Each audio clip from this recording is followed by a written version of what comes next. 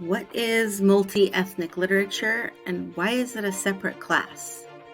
While this class is cross-listed as an ethnic studies course, our primary lens will be literature. So we're going to be thinking a lot about what is traditionally known as the American literary canon, the authors and texts that have been the bulk of assigned readings in high school English classes, the classics, the must-reads. Think Hawthorne, Emerson, Poe, Frost, Hemingway, Faulkner, Steinbeck. Before the ethnic studies movements in the 60s and 70s, those lists may have included one or two women, such as Emily Dickinson, Flannery O'Connor, or Edith Wharton, and maybe one or two men of color, such as Richard Wright, Ralph Ellison, or Langston Hughes.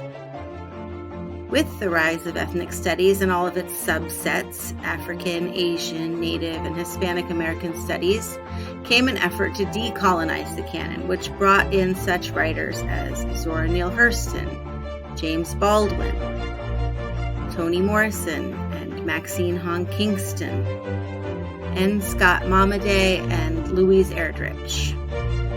In addition to broadening the general understanding of what qualifies as American literature, this shift has made space for hundreds of new voices to enter the conversation via bookshelves and classroom curriculum, especially in K through 12. This is a college class, so we're not going to be reading children's books, although we will read some young adult novels. Most of the research into the value of diversifying classroom texts focus on K through 12.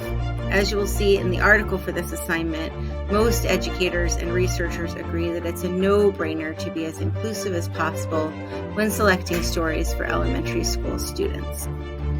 However, because there are no large studies on the effects of teaching multi-ethnic literature in college or ethnic studies, I will be coming back to three questions over and over this semester.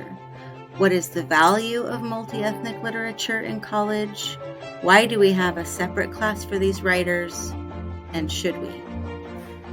Oddly, the only studies that I have found on multicultural literature or ethnic studies in college focus on teacher education programs. We'll talk more about this when we pause to evaluate those earlier questions in the middle and at the end of the semester. But while we are exploring and enjoying the readings in this class, we need to keep asking ourselves, why are we here?